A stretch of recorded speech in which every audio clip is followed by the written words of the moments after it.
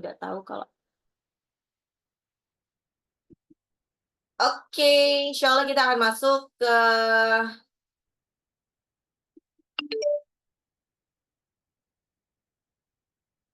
oke, insya Allah kita akan masuk ke surah selanjutnya, yaitu surah Al-Alaq.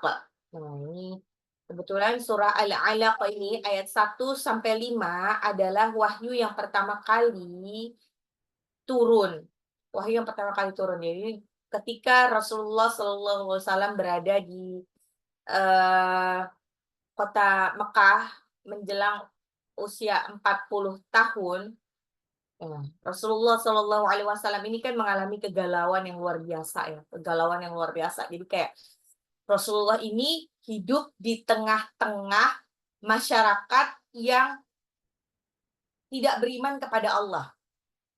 Nah, semuanya itu menyembah berhala. Tapi saat itu sebetulnya Rasulullah sudah tahu bahwa kayaknya ada something wrong dengan ini. Kayaknya tidak benar untuk menyembah berhala. Tapi Rasulullah pun tidak tahu sebetulnya yang benar itu apa. Yang benar itu apa? Menyembah siapa dan apa yang harus dilakukan itu nggak tahu. Makanya menjelang usia 40 tahun, Muhammad muda saat itu, nggak muda juga ya, hampir 40 tahun, itu memilih untuk menyepi, menyendiri di Gua Hiro.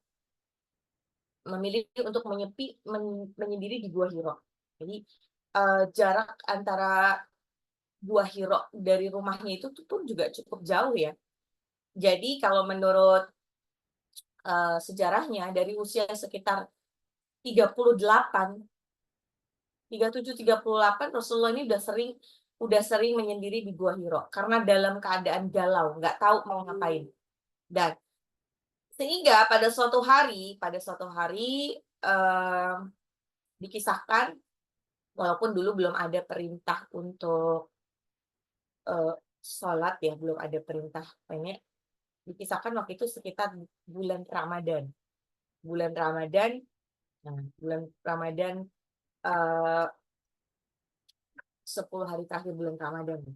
Tiba-tiba Rasulullah yang sedang bersembunyi di Gua Hiro, sedang bertahanus di Gua Hiro, sedang apa ya? Kayak menyendiri di Gua Hiro, tiba-tiba didatangi oleh sesosok yang Rasulullah SAW itu tidak tahu sama sekali itu siapa. Kebayang nggak sih? Rasulullah saat itu tidak bisa baca dan tulis Al-Quran sama sekali. Sama sekali nggak bisa baca, jangankan baca tulis, bukan baca tulis Al-Quran ya, baca tulis Arab sama sekali. Jadi Rasulullah ini sampai akhir zamannya dibilang sebagai apa namanya, illiterate, ya illiterate, buta huruf, sama sekali nggak bisa baca dan tulis Al-Quran. Nah, baca dan tulis huruf-huruf apapun. Nah, ini sebetulnya ada hikmahnya ya. Kenapa kok Allah mentakdirkan Rasulullah SAW sampai akhir hayatnya tidak bisa baca dan tulis Al-Quran sama sekali. Baca dan tulis huruf apapun sama sekali. Karena pada saat itu, ceritanya kan kota Mekah saat itu di mana namanya? Di Mekah saat itu, secara umum di Arab saat itu lagi gandrung tentang syair. Jadi orang-orang di sekitar Arab itu dulu hiburannya adalah pergi ke pasar malam, dengerin storyteller itu bercerita. Nah, storyteller itu biasanya mereka tuh pandai membaca dan mereka biasa menulis ceritanya sebelum nanti perform di pasar malam. Nah, tujuannya adalah supaya nanti ketika Rasulullah ini menyampaikan wahyu, semua orang akan percaya bahwa itu bukan buatan Rasulullah. Kenapa? Karena Rasulullah itu tidak bisa baca dan tulis. Kalau secara logika, seseorang itu kalau mau ngarangnya nggak bisa banyak-banyak. Ngarang itu nggak bisa banyak-banyak kalau nggak dituliskan. Kayak misalkan ngarang cerita, eh, kita kadang-kadang melakukan kebohongan kecil ya. Kebohongan kecil itu kan ya dikit banget. Dari sekian banyak cerita hidup kita, mungkin kebohongan itu hanya sekitar 0,0000. Nah, itu masih bisa dihafal sama otak kita tanpa ditulis. Tapi kalau kebohongannya itu banyak, maka mau nggak mau supaya sinkron, supaya jalan ceritanya itu alurnya itu tidak acak-acakan, maka dia harus dituliskan. Contohnya adalah pengarang dalam sebuah lakon novel atau drama, itu kan harus ditulis dulu, ada skripnya. Jadi tidak melenceng, jadi nggak bisa cuma diucapkan doang. Nah, itu kan karena dulu Rasulullah SAW ini dianggap sebagai orang gila, sebagai orang yang suka apa yang namanya ngarang-ngarang. Padahal kebayang nggak sih Rasulullah itu dulu jauh sebelum menjadi Rasul itu sudah dianggap sebagai orang yang paling jujur seantero Mekah. Ya, tapi ketika dia menyampaikan memproklamirkan dirinya sebagai nabi dan rasul malah dianggap mengada-ngada. Jadi kalau yang pernah ikut kelas as-sajadah am yaquluna iftara bal huwal haqqu min rabbika litunzira qauman ma atahum min nadhirin min qablika la'allahum yahtadun. Akan tetapi mengapa mereka orang kafir mengatakan dia Muhammad telah mengada-ngada. Sebaliknya, Al-Quran itu adalah kebenaran yang datang dari Tuhanmu agar engkau memberi peringatan kepada kaum yang sama sekali belum pernah didatangi seorang pemberi peringatan sebelum engkau. Balik lagi tadi ke cerita, ya Rasulullah lagi sendirian di Gua Hira, tiba-tiba didekati oleh sesosok makhluk, ya sesosok makhluk dia membawa tulisan, karena bacanya kan Iqra ya. Tulisan ujuk-ujuk nggak tahu ya bentuknya malaikat Jibril itu seperti apa. Malaikat Jibril itu kan kita kenal sebagai sosok yang gaib. Ini adalah pemimpin dari para malaikat, Ruhul Kudus. Kalau menurut dalilnya, malaikat Jibril ini bahkan memiliki 600 sayap. Jadi kalau 600 sayapnya itu terbuka, maka seluruh cakrawala ini akan ketutupan sama sayapnya Rasulullah. Gitu. Tiba-tiba sayapnya malaikat Jibril. Tiba-tiba malaikat Jibril datang. Bayangin ya kalau ada makhluk gaib datang di sekitar kita, mungkin kita agak-agak merinding. Mungkin itu juga yang dirasakan oleh Rasulullah. Tiba-tiba ada sesuatu sosok yang tidak bisa dibayangkan, tidak bisa dideskripsikan, tiba-tiba nyuruh baca. Iqra. Rasulullah bingung mau jawab apa. Iqra. Masih nggak tahu gimana caranya. Orang nggak bisa baca huruf apapun. Kan? Terus akhirnya diulang terus sampai 3 kali, Iqra. Rasulullah sambil ketakutan bilang, lah Nabi Korin, nggak bisa, aku nggak bisa baca, gitu kan. Nah, dalam keadaan takut seperti itu, tapi tetap ditalaki sama malaikat Jibril saat itu, ditalaki. Nah, ini adalah proses bagaimana Rasulullah SAW menghafal ayat-ayat suci Al-Quran. Jadi yang pertama itu sebetulnya adalah konsepnya bukan bisa baca dan tulis dulu. Tapi yang konsepnya adalah menghafal terlebih dahulu. Karena dulu Rasulullah juga nggak bisa baca dan tulis. Tapi gimana caranya dia bisa menghafal Al-Quran? Langsung ditalaki sama malaikat Jibril. Ditalaki satu persatu. Ditalaki ayat 1-5 surah Al-Alaq. Iqra bismi rabbikal ladzi khalaq. Khalaqal insana min 'alaq. Iqra wa rabbukal akram. Alladzi 'allama bil qalam.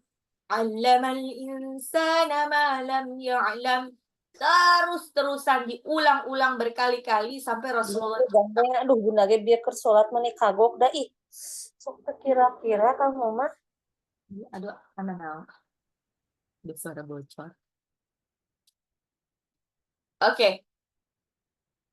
Terus terus-terusan diulang-ulang, ya, diulang-ulang sama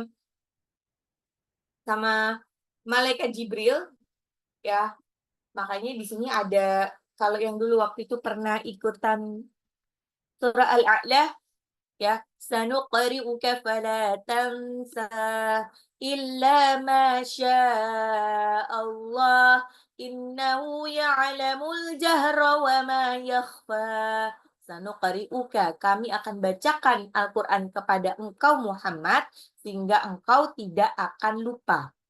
Illa masya Allah, kecuali Allah yang menghendaki. Jadi kalau kita sampai lupa, sudah ditalaki terus lupa, itu sebetulnya Allah yang menghendaki. Kenapa? Karena kita nggak apa namanya, mengikat hafalan itu dengan murojaah. Berarti dia nggak cinta, nggak ada komunikasi sama Allah. Makanya diambil itu hafalan Al-Quran. Innahu ya'lamul jahra wa ma yakhfa.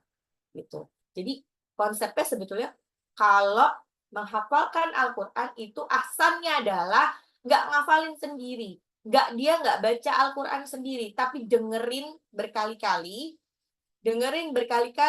gurunya, atau nanti ada, kalau sekarang kan udah canggih, ada murotalnya, dengerin berkali-kali, baru eh, baru baru nanti hafal dengan sendirian. Dan kapan baca Al-Quran? Ya baca Al-Quran nanti kalau sudah tahu, udah paham bunyi hurufnya.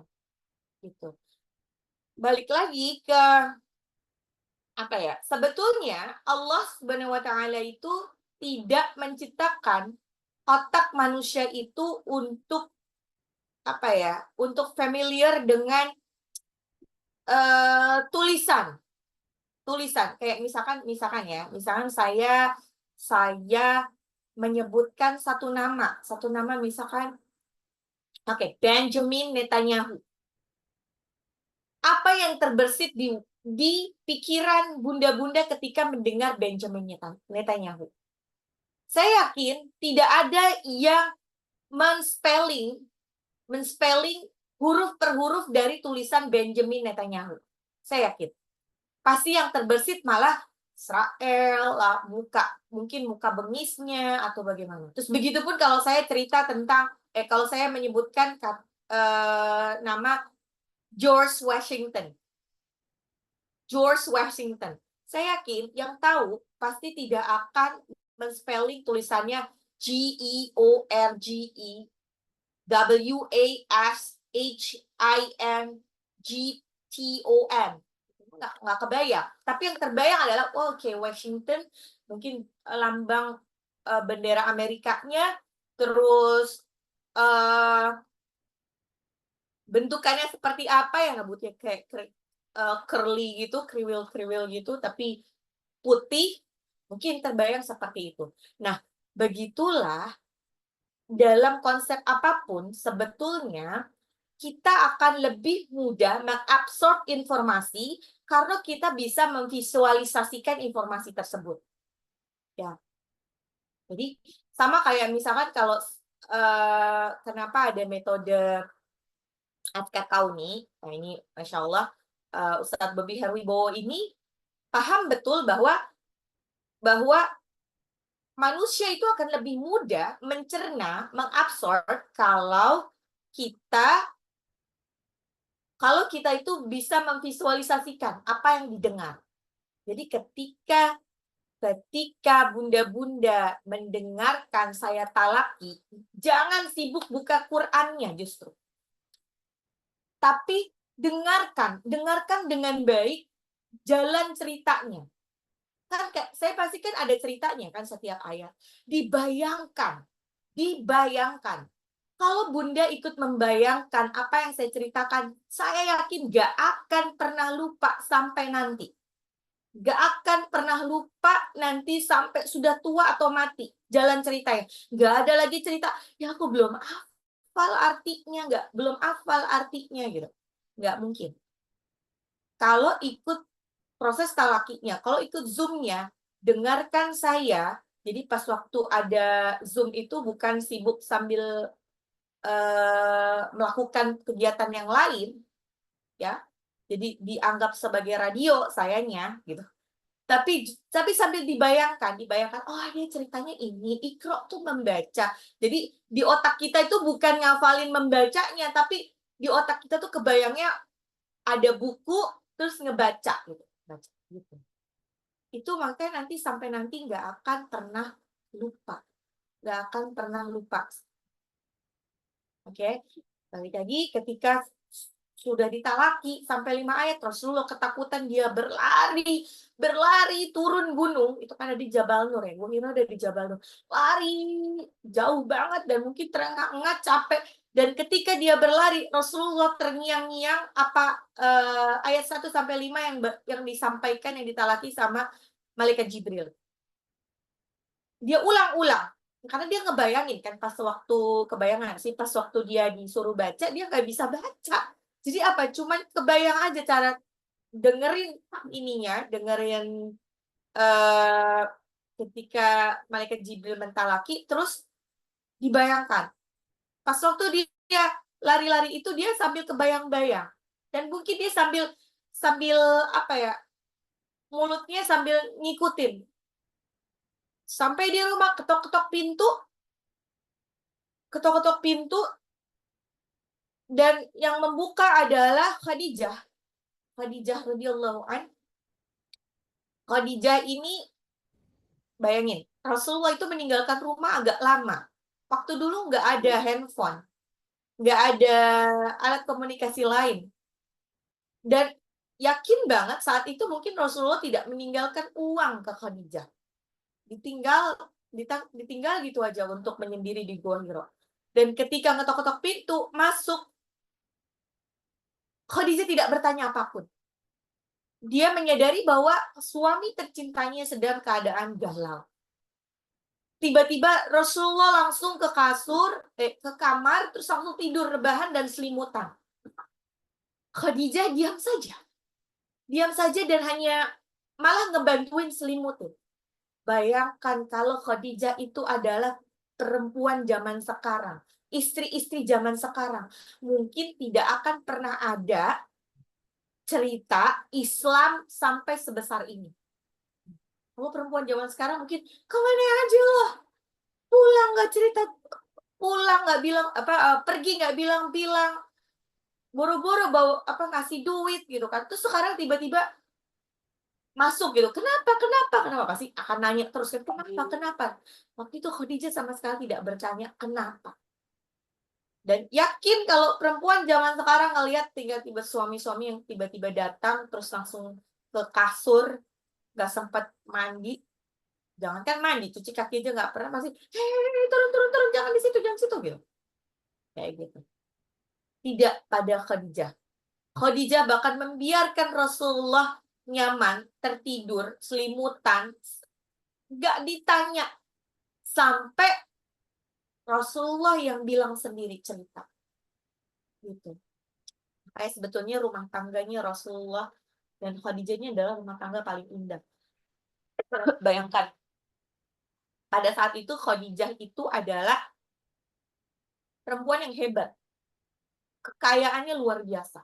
Kekuasaannya juga luar biasa. Bandingkan dengan Rasulullah yang saat itu tidak sebanding lah.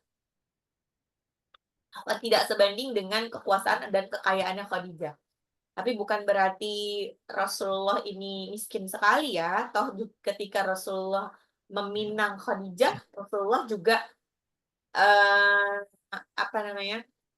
maharnya itu banyak, puluhan unta sampai ratusan domba, sebanyak itu. Tapi kalau dibandingkan dengan Khadijah ini kayak hampir bisa disebut kepala keluarga. Bahkan di awal dakwahnya Rasulullah semua disokong sama Khadijah radhiyallahu anha. Ya. Jadi dengan kekuasaan Khadijah yang sedemikian besar, tapi Khadijah tetap hormat kepada suami. Intinya adalah, insya Allah, kalau suami bunda ini masih menafkahi secara lahir dan batin, ya, tidak melakukan KDRT, segala segala hal-hal yang menyebalkan dari suami Bunda, itu adalah ladang ladang pahala buat bunda-bunda sekalian.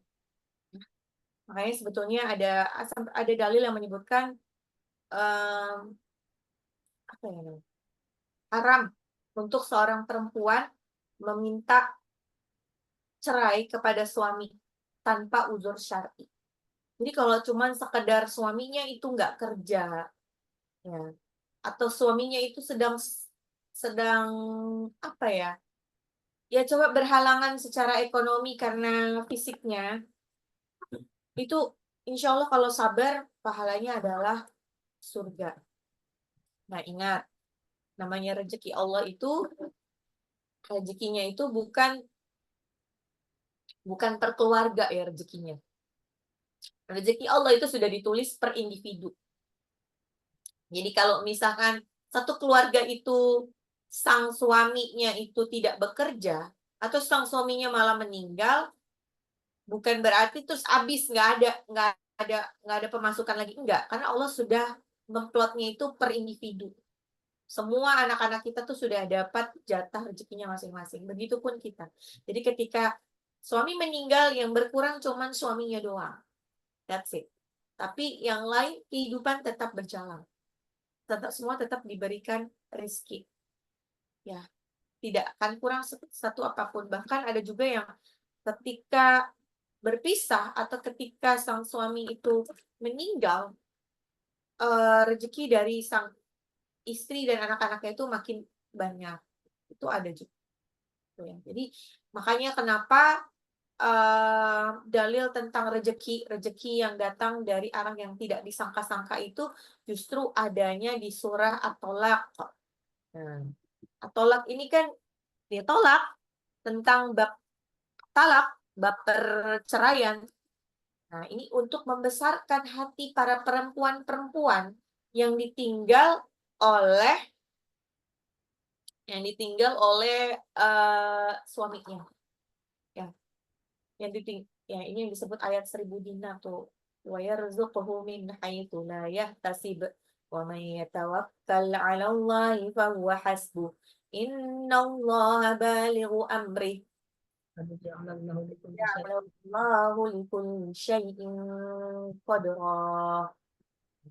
Gitu. Jadi kenapa ayat tentang rezeki yang tidak disangka-sangka ini justru adanya di surah At-Talaq. Karena ini untuk membesarkan hati para perempuan untuk tidak takut ketika ditinggal suami. Tidak tidak buru-buru, kan ada juga orang yang sudah di KDRT tapi dia tetap bertahan dengan suaminya karena dia ngerasa nggak kerja. Enggak. Dan perempuan ini yang paling dihormati di Islam. Di Islam ini harusnya tidak ada perempuan-perempuan yang kelaparan, tidak ada perempuan-perempuan yang menderita. Karena perempuan nih, kalau misalkan laki-laki, kewajiban orang tua untuk menafkahi laki-laki itu cuman sampai balik, cuma sampai balik. Kalau ya untuk anak laki-laki. Tapi kalau untuk anak perempuan sampai dia menikah harus masih tetap dinafkahi sama orang tuanya. Beda sama anak laki-laki. Dan ketika pernikahannya itu tidak baik-baik saja, siapa yang wajib menafkahi? Yang wajib menafkahi adalah balik lagi ke bapak atau kakak dan adik dari perempuan tersebut, kakak dan adik laki-laki dari perempuan tersebut. Jadi emang udah dijamin banget sama Allah. Oke, sebelum kemana-mana kita mulai ya. Lanjut. Nah, surah Al-Alaq ayat 1 sampai 5 ini juga merupakan apa ya namanya? Fenomena tersendiri di dunia sains ya, di ilmu pengetahuan. Karena kebayang nggak sih, teknologi sonogram USG itu baru didapat puluhan tahun belakangan ya. Setelah tahun 70 kali ya. I know, kayaknya 60-an tuh belum ada teknologi sonogram. Sonogram itu bisa mengetahui perkembangan dari si janin, dari dia masih masih cuman gumpalan yang disebut al-alaq itu sampai nanti dia bisa besar gitu. Bayangkan. Tapi itu sudah ada 1400 tahun lalu.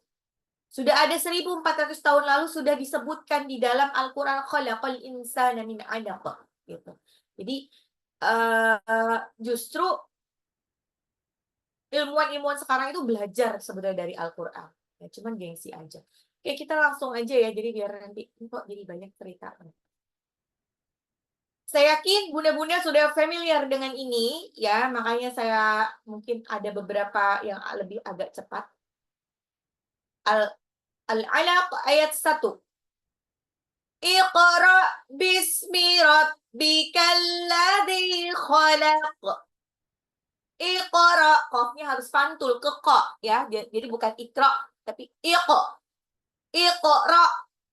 Bacalah bismi rabbika. Bismi itu dengan nama rabbika Tuhanmu, ladzi yang khalaq. Khalaq itu adalah menciptakan. Ya. Iqra bismi rabbikal ladzi khalaq. Iqra bismi rabbikal ladzi khalaq. Iqra, bacalah, read, bismi rabbika, dengan nama Tuhanmu, in the name of your Lord, ladzi yang khalaq, menciptakan, the one who create. Ya, ini perintahnya apa? Ketika Jibril menyuruh Nabi Muhammad untuk membaca dengan nama Tuhanmu yang menciptakan. Iqra bismi rabbikal ladzi khalaq. Iqra, bacalah, bismi rabbika, dengan nama Tuhanmu, ladzi khalaq, yang menciptakan. Iqra, read, bismi rabbika, in the name of your Lord, ladzi khalaq, the one who create. Nah, oke, lanjut di ayat 2-nya. Lagi. Iqra bismi rabbikal ladzi khalaq. Iqra, bacalah, bismi rabbika, dengan nama Tuhanmu, ladzi khalaq, yang menciptakan.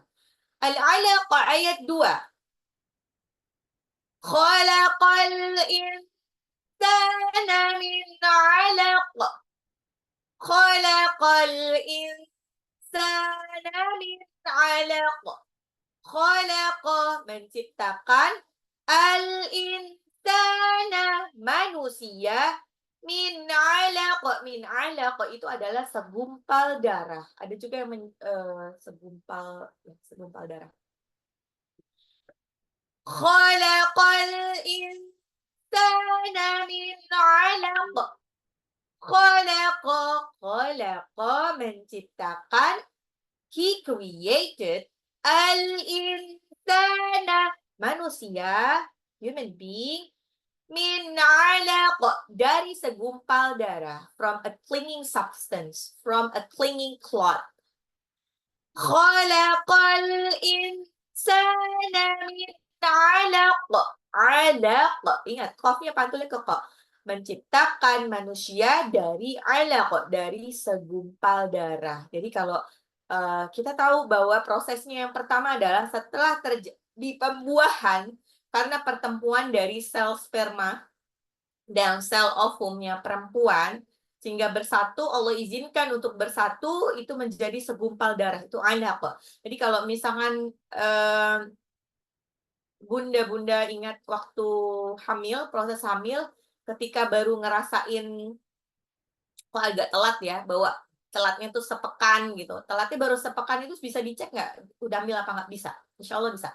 Baru sepekan kok telat ya sepekan, terus kok agak-agak mual ya. Nah, pada saat itu terjadi sudah ada gumpalan darah. Gumpalan darah yang ya ngebentuk gitu. Tapi belum ada denyutnya, belum ada denyutnya. Nanti denyut itu baru ada menjelang bahkan bulan keempat, menjelang bulan keempat baru denyutnya itu baru ada. Baru dikasih dan pada saat yang bersamaan gumpalannya itu sudah berubah menjadi udah hampir kebentuk seperti manusia. Sudah ada bentukan tangan, kaki, kepala dan lain sebagainya. Dan by the time akhirnya lama-lama jadi sempurna. Nah, sempurna step by step. Kayak paru-paru baru bisa sempurna ketika dia usianya sudah di atas 33 minggu. 33 minggu baru sempurna. Baru sempurna itu paru-parunya. Makanya biasanya kalau anak-anak yang dilahirkan di bawah usia 33 minggu, ya itu rada agak bermasalah dengan paru-parunya. Atau biasanya sebetulnya teknologi sekarang dengan izin Allah sudah membuat satu formula yang membuat paru-paru itu bisa matang. Ya, jadi kalau dulu pengalaman ketika saya hamil Sydney itu kan akhirnya bukan di 40 week. Jadi masih di 33 minggu, 33 minggu. Ya, kalau 9 bulannya manusia itu 9 bulannya hamil itu kan 40 week ya. Nah, ini 33 minggu tuh sudah lahir. Jadi sebelumnya dari usia 32 itu sudah di rumah sakit kan karena mungkin pecah ketuban dan lain sebagainya. Saat itu dokter itu sudah mulai menyuntikkan menyuntikkan penguat paru-paru supaya supaya ketika lahir anak itu tidak bermasalah dengan paru-parunya. Qadarullah ya, itu kan biismillah sebetulnya, belum tentu itu bisa ini. Nah, alhamdulillah ya bisa lahir di usia 33 minggu. Nah, khalaqal insana min 'alaq. Khalaqal insana min 'alaq. Khalaqa yang menciptakan al-insana manusia min 'alaq dari segumpal darah. Khalaqa, he creates al-insana human min 'alaq from a clinging cloth, from a clinging substance. Jadi kalau 'alaq itu merupakan bentuk perkembangan praembrionik nyebutnya. Jadi setelah terjadi percampuran sel sperma dan sel telur, nah itu terjadi 'alaq. Jadi kalau dalam bahasa Arab sebetulnya 'alaqah itu leech apa ya? Lintah atau suatu suspensi, a clot of blood, segumpal darah. Jadi kalau tahu ya, lintah itu kan kalau misalkan dia belum mengisap darah kecil, kalau udah mengisap darah tuh jadi besar. Nah, alaqah itu ya dibayangkan seperti itu. Jadi alaqah merupakan tingkat stadium embrionik yang berbentuk seperti buah pir, di mana sistem kardiovaskuler, sistem pembuluh jantung sudah mulai nampak lama-lama ya. Dan hidupnya bergantung dari darah ibunya. Jadi mirip kayak lintah. Lintah itu bisa hidup kalau semakin banyak darah yang di. Jadi alaqah ini terbentuk sekitar 24 sampai 25 hari sejak pembuahan. Ya. Makanya kalau misalkan nauzubillah min dzalik, orang-orang di luar sana yang menggugurkan kandungan pada masa ketika jaringan praembrionik alaqahnya diambil keluar, itu mirip kayak gumpalan darah aja. Kayak gumpalan darah aja. Nih, apa nih kalau ada dokter yang ada di ini terus mendengar teori ini ternyata ada yang salah. Oke. Berikutnya ayat 3. Iqra wa rabbukal akram. Iqra wa rabbukal akram. Iqra, bacalah, wa rabbuka, dan Tuhanmu al-akram, amat mulia. Iqra, bacalah, read, wa rabbuka, dan Tuhanmu, and your Lord, al-akram. Al-akram itu amat mulia. the most generous, the most honor, the most noble. Iqra wa rabbukal akram. Ini jadi kayak perintah, ya. Perintahnya, baca deh firman Allah ini diturunkan, firman ini, ayat ini diturunkan oleh Zat yang maha mulia, Tuhanmu yang maha mulia, yang paling pemurah, yang paling terter. Jadi ini kayak encouragement dari malaikat Jibril kepada Nabi Muhammad supaya mau baca. Karena selama ini Rasulullah itu, Muhammad itu galau soal siapa sih Tuhannya, siapa sih yang harus disembah. Nah, makanya dikasih tahu nih sama Jibril, yang patut disembah itu adalah Allah. Tuhanmu itu amat mulia di sana yang menurunkan ayat ini. Iqra wa rabbukal akram. Iqra, bacalah, read, wa rabbuka, dan Tuhanmu, and your Lord, al-akram, amat mulia, most generous, or most noble.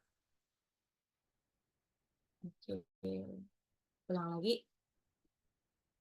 Iqra bismi rabbikal ladzi khalaq.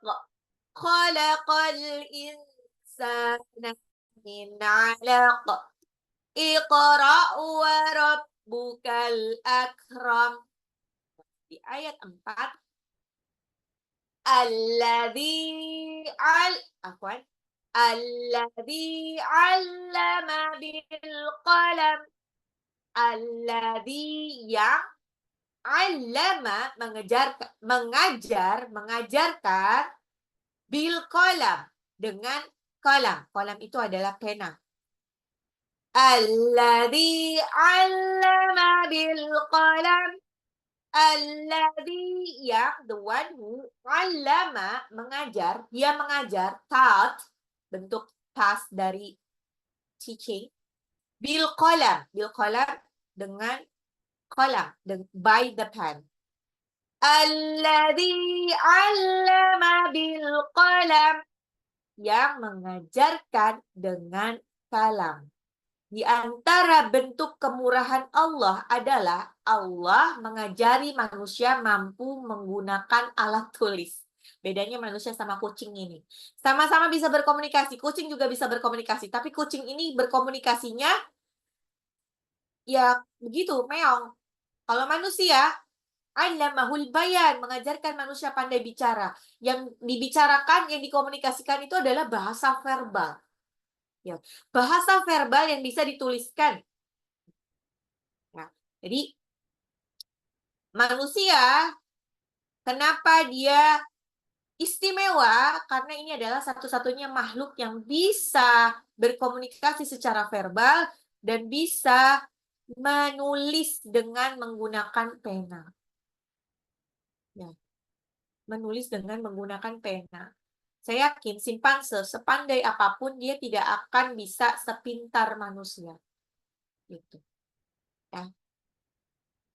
Alladzi 'allama bil qalam. Alladzi 'allama bil qalam. Alladzi yang the one who 'allama mengajarkan, taught, bil qalam dengan pena, by the pen. Ya. Jadi sebetulnya Al-Qur'an ini sebelum diturunkan kepada Rasulullah SAW, Al-Quran ini sudah terlebih dahulu tertulis. Tertulis di mana? Tertulis di Lauhul Mahfuz. Lauhul Mahfuz itu apa? Buku catatan takdir. Semua takdir kita, dari kita sampai anak cucu kita itu sudah tertulis di Lauhul Mahfuz. Ditulisnya dari kapan? 50.000 tahun, bahkan sebelum langit dan bumi ini diciptakan sudah ditulis di Lauhul Mahfuz. Sudah ditulis. Jadi kayak jadi kita tuh nggak bisa berandai-andai. Orang yang beriman tidak bisa berandai-andai. Misalkan sekarang bertemu dengan sosok menikah dengan laki-laki ini gitu kan. Laki-laki yang sekarang menemani bunda-bunda di rumah dengan segala hal yang menyebalkannya mungkin gitu kan. Nah, nanti berandai-andai, seandainya dulu nikah sama siapa? Sama dulu yang cinta banget mengejar-ngejar bunda-bunda. Seandainya dulu nikah sama itu mungkin jadinya nggak kayak gini kan. Nah, itu tidak pernah ditulis di Lauhul Mahfuz, tidak akan pernah bisa bersatu. Segala sesuatu yang tidak pernah ditulis di Lauhul Mahfuz, ya, maka dia tidak akan apa? Tidak akan bertemu, tidak akan bersatu. Begitupun segala sesuatu yang sudah ditulis di Lauhul Mahfuz, sekalipun dia berpisah ribuan mil dan bahkan berpisah beda generasi banyak, kalau Allah sudah menuliskan maka tetap akan bersatu. Gitu. Alladzi 'allama bil qalam. Alladzi yang 'allama mengajarkan bil qalam dengan menggunakan pena. Alladzi the one who 'allama taught bil qalam by the pen. Alladzi 'allama bil qalam. Oke, sekarang ayat 5. Kita ulang dulu deh. Iqra bismi rabbikal ladzi khalaq. Khalaqal insana min 'alaq. Iqra wa rabbukal akram. Alladzi 'allama bil qalam. Ayat 5-nya. 'Allamal insana ma lam ya'lam. 'Allamal insana ma lam ya'lam. 'Allama dia mengajarkan, taught, al-insana manusia, man, ma lam ya'lam. Ma itu apa? Ya, lam itu tidak, ya'lam dia ketahui. Ma lam ya'lam apa yang tidak diketahui. Ma lam ya'lam what he didn't know. 'Allamal insana ma lam ya'lam. 'Allama dia mengajarkan, taught, al-insana manusia, man, ma lam ya'lam apa yang tidak diketahui. What he didn't know. Oke. Maksudnya apa? Jadi semua kemampuan manusia sekarang itu yang mengajarkan aslinya Allah atas seizin Allah. Manusia pertama yang diajarkan langsung sama Allah itu adalah Adam. Nabi Adam alaihissalam itu diajarkan Allah secara langsung. Jadi Allah sendiri yang mengenalkan nama-nama benda. Semua nama-nama benda itu dikenalkan sama Allah. Nah, habis itu dipamerin ke ciptaan Allah yang lain nih, lihat nih. Nabi Adam alaihissalam bisa dengan mudah mengabsorb semua informasi yang diberikan. Keren kan gitu. Makanya Nabi Adam manusia dianggap sebagai diamanahkan oleh Allah sebagai khalifah di muka bumi. Ya. Dan itu sudah pasti ditentang sama syaitan. Kenapa? Karena syaitan menganggap dirinya tuh lebih keren, dibuat dari api. Sedangkan Nabi Adam alaihissalam hanya dibuat dari gumpalan tanah. Tanah liat. Oke. 'Allamal insana ma lam ya'lam. 'Allamal insana ma lam ya'lam. 'Allama dia mengajarkan al-insana manusia ma lam ya'lam apa yang tidak diketahui. Ya. 'Allamal insana ma lam ya'lam. Taught man that he didn't know yet. Oke. Berikutnya. Kita ulang lagi. Iqra bismi rabbikal ladzi khalaq. Khalaqal insana min 'alaq. Iqra wa rabbukal akram. Alladzi 'allama bil qalam. 'Allamal insana ma lam ya'lam. Apa dikit ya? Ayat 6 ya. Kalla innal insana layatgha. Kalla. Sekali-kali tidak. Inna sesungguhnya al-insana manusia la yatgha benar-benar melampaui batas. Kalla innal insana la yatgha. La yatgha, la itu benar-benar, yatgha dia melampaui batas. Ini mirip kalau familiar dengan togha. Ya. Togha melampaui batas. Kalla sekali-kali tidak. Sekali-kali tidak. Innal insana sesungguhnya manusia layak togo. Layak togo itu benar-benar melampaui batas. Kalla innal insana layak togo. Kalla inna sekali-kali tidak sesungguhnya itu kalau disingkat ya kalau bahasa Inggris itu akan lebih simpel ya. No doubt, no doubt, tidak ragu, tidak meragukan. Al-insana manusia, human, la yatgha itu continuous cross the limit. Benar-benar melampaui batas. Surely transgress. Surely cross the limit. Benar-benar melampaui batas. Nah, kenapa? Jadi ini sebetulnya asumsinya seperti ini, Ros. Manusia itu diciptakan sama manusia. Tidak hanya diciptakan, tapi Allah juga memfasilitasi manusia supaya bisa hidup. Supaya bisa hidup. Ya, dikasih gimana nafas juga dikasih, oksigen itu gratis gitu kan. Bayangin kalau oksigen itu bayar kayak pas waktu Covid gitu kan. Susah gitu. Untuk hidup aja butuh berapa ratus juta dalam sebulan. Semuanya di-provide sama Allah. Tapi manusia suka kurang ajar. Jadi cuma disuruh sholat tepat waktu aja, nggak tepat waktu, gitu kan. Ya. Jadi, ini terutama untuk perempuan ya, perempuan yang masih mens, yang masih tiap bulannya masih mens, pastikan sholatnya tuh harus tepat waktu nih. Kenapa? Karena nanti, misalkan begini, misalkan kita azan zuhur itu jam 12 teng. Ya, jam 12 teng. Cuman kita bilang, oh aku sholatnya di rumah aja deh gitu. Sholat di rumah kebetulan sampai rumah itu sudah jam 13. Pas dilihat jam 13 itu ternyata mens. Terus akhirnya dia nggak sholat.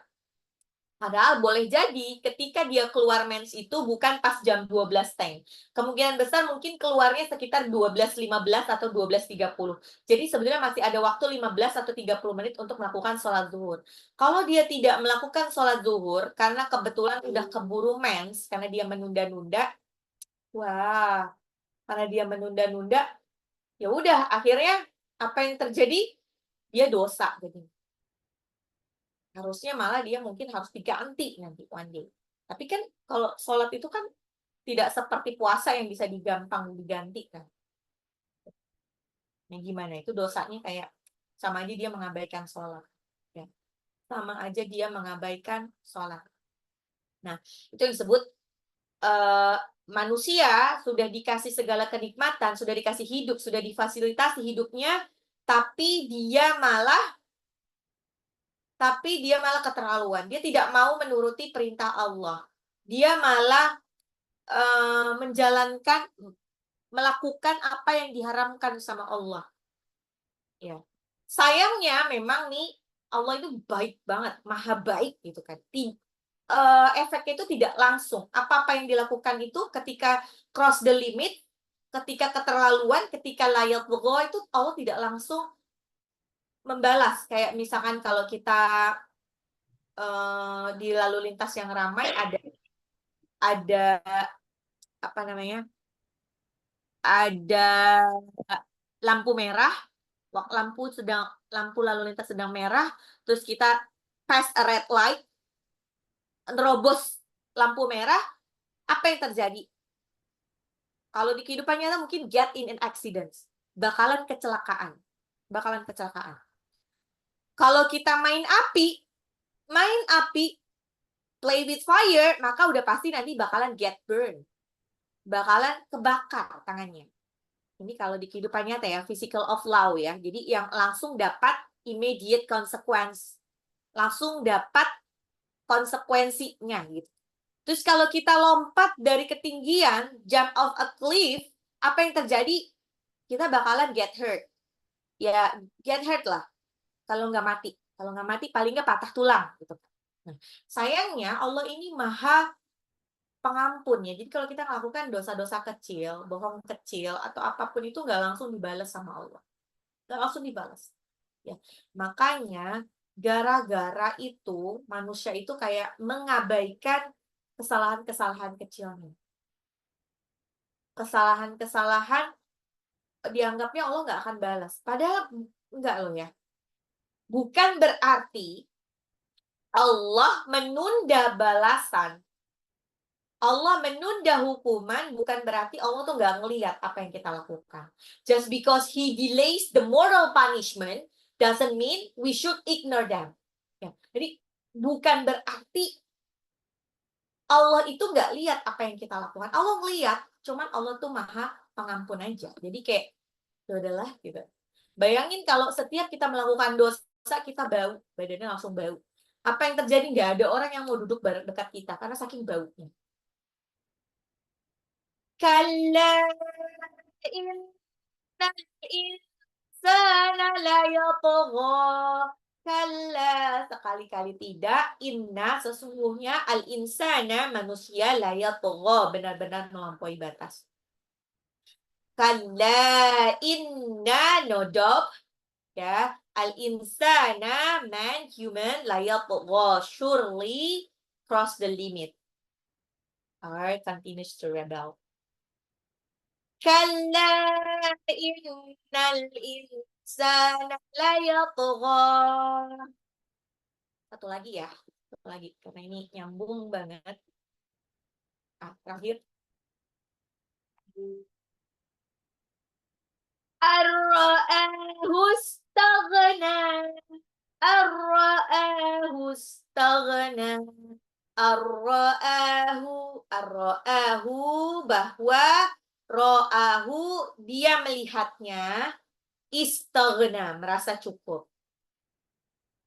Ar-ra'ahu istaghna. An itu artinya bahwa, ro'ahu itu ia melihatnya, istaghna itu merasa cukup. An itu artinya because, ro'ahu itu he sees himself, istaghna self-sufficient, dia merasa serba cukup. Ar-ra'ahu istaghna, karena dia melihat dirinya serba cukup. Ar-ra'ahu istaghna, because he sees himself self-sufficient. Gara-gara dia ngerasa cukup, dia jadi sombong, dia lupa diri. Ya, lupa diri kalau semuanya itu kecukupannya yang dia miliki itu sebetulnya dari Allah. Ya. Dia ngerasa dia punya kuasa yang banyak, duitnya terlalu banyak. Jadi dia kayak ngerasa nggak butuh orang lain. Ya, itu kan. Seperti itu. Sama kayak dia ngerasa segala sesuatu yang dia dapatkan sekarang itu hasil dari kerja kerasnya. Jadi dia tidak tidak menganggap itu ada campur tangan dari Allah. Jadi kayak dia mengabaikan. Nah, makanya kenapa kebanyakan kalau kita masih ingat di surah Al-Waqiah dulu nih, yang ikut kelas Al-Waqiah. Ini Afwan nih yang kelas offline udah postpone lama, tapi insya Allah mulai bulan September kita mulai lagi ya. Mulai lagi, insya Allah. Kenapa disebutkan di dalam surah Al-Waqiah bahwa orang-orang yang masuk neraka dulunya wa kanu yusiruna 'alal hinsil 'adzim innahum kana qabla dzalika mutrifin, ya. Mutrifin itu adalah orang yang berfoya-foya. Innahum kanu qabla dzalika mutrafin, kok mutrifin sih, mutrafin. Innahum kanu qabla dzalika mutrafin. Sesungguhnya mereka sebelumnya itu hidup bermewah-mewahan. Kenapa banyak orang yang masuk neraka dulunya bermewah-mewahan? Orangnya dulu kaya raya. Karena kalau mungkin kalau mereka yang kaya sangat-sangat kaya, mereka sudah ngerasa semuanya sudah terpenuhi gitu. Jadi kayak ngapain lagi berdoa? Ya, ingat nanti di surga itu justru banyak orang yang pas-pasan, ya. Dia nggak punya harta berlebih karena nggak ada yang bisa dihisap. Nah, nih, jadi sebetulnya menjadi miskin dan menjadi kaya itu sama aja kalau menurut orang beriman. Ya, karena sama-sama nanti bakalan bakalan eee, ya kalau orang kalau orang kaya mungkin dia akan lebih mudah untuk beramal, berzakat, ibadah haji, umroh, nggak pakai mikir gitu kan. Tapi nanti ketika dia meninggal, di yaumil akhir dia akan dimintai pertanggungjawaban dari harta-hartanya. Semua hartanya persen itu setiap sennya itu akan dihitung, dihisap. Dihisap apakah peruntukannya sudah sesuai. Wah, itu kan banyak banget. Makanya proses hisapnya itu lama banget. Kalau orang miskin, ya proses hisapnya itu akan sebentar. Ya, kalau dia sudah Eee, mei apa, menjalankan perintahnya dan menjauhi larangannya, nggak usah pakai dihisap-hisap lagi, insya Allah bisa masuk surga, gitu. Jadi enaknya sebetulnya jadi orang yang apa, enaknya tuh jadi orang yang pas-pasan, pas mau sedekah ada uangnya, pas mau haji ada uangnya, pas mau umroh ada uangnya, pas mau kurban ada uangnya. Kalau makanya ini pastikan doanya di deskripsi doanya itu dirubah. Ya jangan, biar detil gitu. Nah ini ada hal lucu ya, ini sebetulnya, bisa jadi pelajaran buat kita semua ya. Kebetulan kan karena saya qadarullah punya, amanah santri tuh banyak dan, saya tuh lupa kayaknya dan setiap hari tuh banyak curhatan dari segala macam drama kehidupan yang kadang-kadang drama kehidupannya tuh kayak, kok ada ya orang yang dramanya seperti itu gitu kan. Nah ini ada satu lucu insya Allah menjadi ibrah buat kita semua. Biasanya saya kalau dicurhatin itu saya setelahnya tuh lupa siapa yang curhat. Jadi insya Allah nggak akan bocor ya orangnya yang mana. Tapi kalau ketemu sama orangnya itu lagi baru ingat lagi ceritanya. Baru ingat. Hmm. Nah, ini insya Allah jadi ibrah dan insya Allah sudah dapat izin juga. Jadi itu ada satu satu jamaah, satu santri itu masya Allah, tabarakallah, bener-bener dia punya suami yang luar biasa sempurna lah ya, sempurna. Sempurnanya tuh gimana? Kalau dari kacamata saya yang awam, dari kacamata teman-temannya sekitarnya yang awam, dilihatnya tuh suaminya, udah, mapan mapan, eee, apa namanya, kehidupannya itu bagus lah ya. Terus dia sangat meratukan istrinya. Jadi, bener-bener meratukan istrinya. Jadi kalau istrinya mau pergi gitu izin pasti dibolehin ya, insya Allah dibolehin karena istrinya juga mungkin tahu diri ya, dibolehin, "Oh mau izin," gitu dikasih, "Oh udah punya uang belum?" Oh manggilnya bunda apa mama ya? "Mama udah punya uang belum?" Gitu, eee, "Ini nih ambil uang uang papa nih ada uang cash," gitu kan. Oh kalau misalkan dibilang, enggak nanti ada kan nanti transfer aja." "Enggak ini pakai uang cash dulu nanti ditransfer juga." Sampai segitu baiknya. Terus kalau bahkan yang belanja ke pasar dan lain sebagainya itu adalah sang suaminya. Eee, jadi kayak, "Udah nanti mama capek," gitu kan, "nanti aku yang belanja," gitu. "Oh mama duduk aja," gitu. Terus bahkan kalau misalnya pergi ke mana-mana, ya Allah, yang packing itu yang sibuk packing adalah suaminya. Sibuk packing, terus nanti, kalau kerudung istrinya, "Ya ampun Ma, itu kerudungnya kusut." Yang nyetrikain kerudungnya itu adalah suaminya. Segitu kerennya lah, segitu sempurnanya. Sampai nih ceritanya teman-temannya tuh pada bilang gini kan, "Ya Allah, kamu tuh enak banget ya punya suami," gitu kan. "Dulu kamu amalannya apa? Doanya apa sih kok bisa punya suami sebaik itu?" Kayak, ya nyebutnya tuh kayak, "Kok baik banget, nggak ada yang kayaknya di dunia ini nggak ada deh yang laki-laki seperti itu," gitu. Udah bener, eee, masya Allah ya, dia tuh, ya mapan, setia, nggak main tangan, nggak pernah marah, bener-bener meratukan istrinya. Wah, family man gitu kan. Wah, ini keren banget. Ditanya, amalannya apa sih? Kamu doanya apa sih waktu dulu waktu masih gadis gitu kan? Kok bisa dapat laki-laki seperti itu? Dan dia dengan polosnya bilang gini, iya aku tuh doanya adalah aku pengen, ya Allah berikan hamba suami yang soleh, yang bisa jadi imam, yang meratukan istrinya, yang mapan gitu kan, yang eee, baik, yang tempat bersandar ketika sedang sedih gitu, yang jadi supporter nomor satu gitu semuanya. Wah, Masya Allah ya, detil ya. Terus dia bilang, "Tapi aku tuh kurang satu doa." Tahu nggak dia apa? Apa kurang satu? Iya, aku tuh lupa doa sama Allah minta yang cakep. Ya ampun. Jadi emang di sekian banyak kelebihan dari sang suami, satu kekurangannya suaminya menurut dia dan menurut kita mungkin ya, nggak cakep, gitu aja. Jadi, ya cuman gitu doang.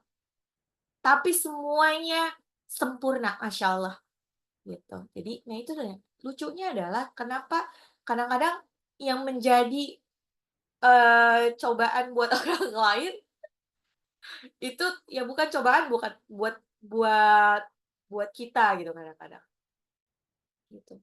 Itu ya kira-kira ya. Jadi intinya tidak ada orang yang sempurna, tidak ada kehidupan orang yang baik-baik saja. Semuanya sedang berjuang dengan dramanya masing-masing, gitu. Jadi kalau kita mau iri sama kehidupan orang lain, seharusnya kita iri juga sama bagaimana dia mendapatkan itu semua.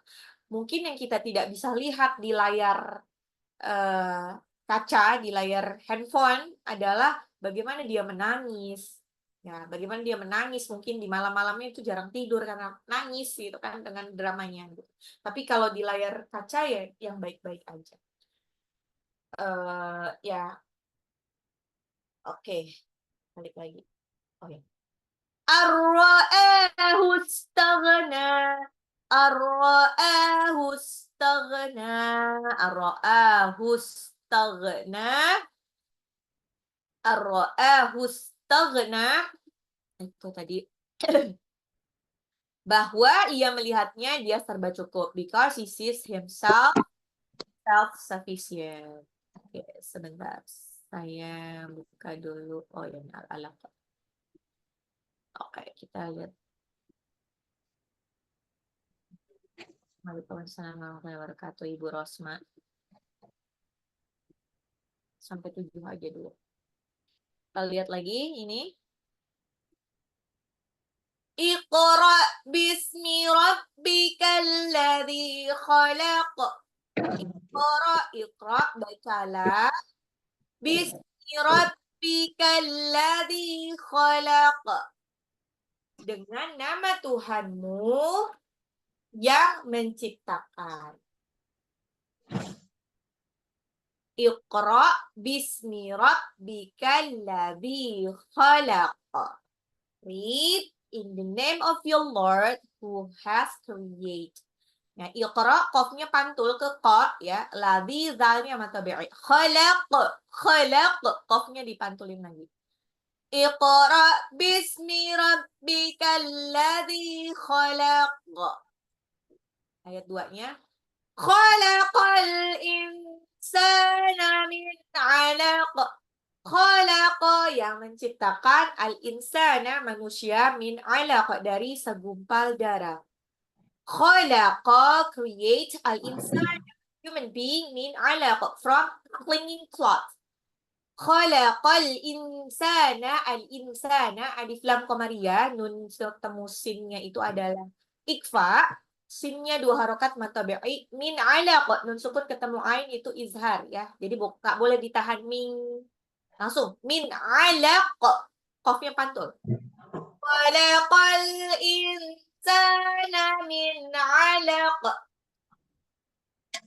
Iqra wa rabbukal akram. Iqra, bacalah. Wa rabbuka, dan Tuhanmu, al akram, yang paling mulia. Iqra, read. Wa rabbuka, and your Lord, al akram, the most generous, the most noble. Iqra, qafnya pantul, qalqalah. Al akram, alif lam qamariyah. Iqra wa rabbukal akram. Ya, ingat dulu.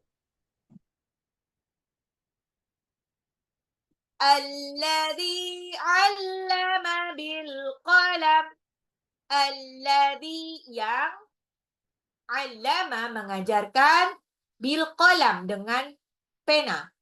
Alladzi, the one who 'allama taught bil qalam by the pen. Alladzi dalnya mad tabi'i bil qalam alif lam qamariyah. Alladzi 'allama bil qalam. Enamnya 'allamal insana ma lam ya'lam. 'Allamal insana ma lam ya'lam. Al-insana, alif lam qamariyah, nun sukun kata musin adalah ikfa, sinnya 2 harokat, mad tabi'i, ma lam ya'lam, mimnya mad tabi'i 2 harokat. 'Allamal insana ma lam ya'lam, yang mengajarkan manusia apa yang tidak diketahui. Ya. Taught the human that what he didn't know yet. Berikutnya, kalla innal insana la yatgha. Kalla. Kali-kali tidak, inna sesungguhnya al-insana manusia la yatgha. Benar-benar melampaui batas. Kalla inna no doubt. Al-insana human la yatgha surely transgress, surely cross the limit. Benar-benar melampaui batas. Kalla inna, lamnya itu dibaca panjang ya, karena dia mad jaiz munafasil. Mad tabi'i bertemu dengan alif, tidak dalam satu kata.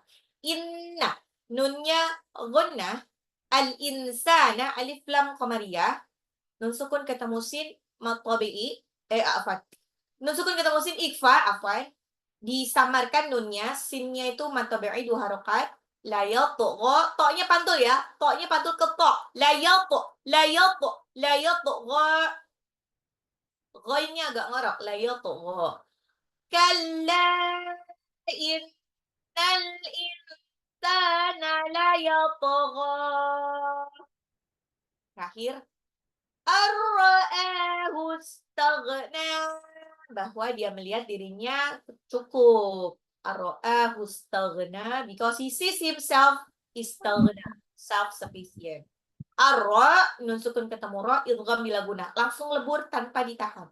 Ra'ahu, a-nya mad tabi'i 2 harokat. Nunnya mad tabi'i. Ar-ra'ahu istaghna. Oke, kita ulang sekali lagi.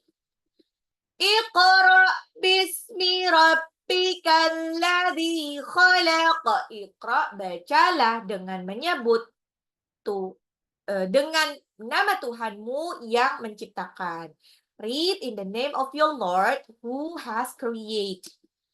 Khalaqal insana min 'alaq. Khalaqa yang menciptakan, al-insana manusia, min 'alaq dari segumpal darah. Create human being from clinging cloth.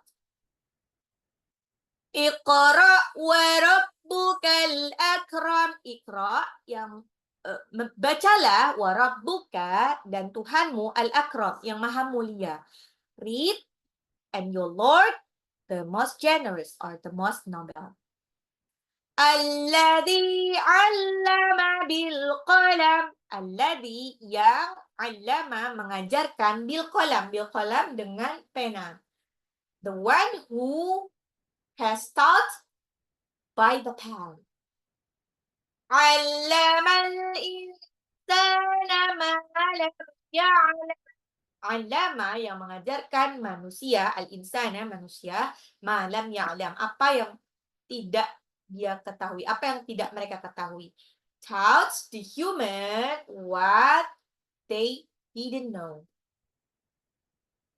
Kalla innal insana la yatgha. Kalla, sekali-kali tidak, inna sesungguhnya al-insana manusia la yatgha, benar-benar melampaui batas. Kalla inna, nodof al-insana Human la yatgha surely transgress or surely cross the limit. Ar-ra'ahu istaghna. Bahwa mereka melihat dirinya istaghna, merasa cukup. Because they see, he sees himself istaghna, self-sufficient. Oke, Masya Allah. Udah sampai 7 ayat aja ya. Oke, baiklah. Apakah ada pertanyaan, Bunda-Bunda Solehah?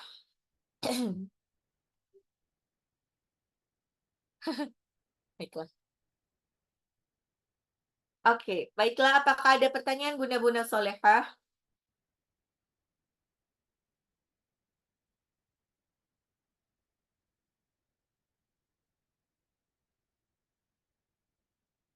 Ustazah, eh, itu yang ro'ahu itu dia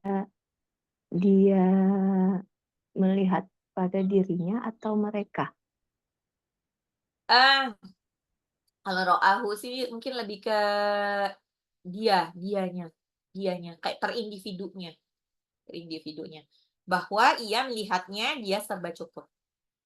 Ya, sorry, afwan. Ustazah, syukran.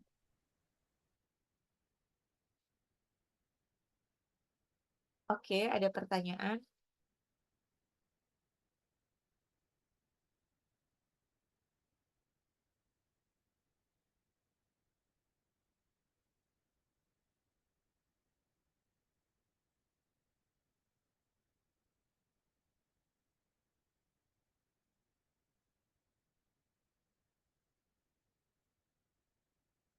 Baiklah, kalau tidak ada pertanyaan, marilah kita tutup pengajian hari ini dengan membaca hamdalah, alhamdulillahirabbil alamin, dan doa penutup majlis, subhanakallahumma wa bihamdika asyhadu an la ilaha illa anta astaghfiruka wa atubu ilaik. Yang benar datangnya dari Allah, yang salah datangnya dari saya sendiri, mohon maaf lahir dan batin. Wabillahi taufiq wal hidayah. Wassalamualaikum warahmatullahi wabarakatuh. Waalaikumsalam warahmatullahi wabarakatuh.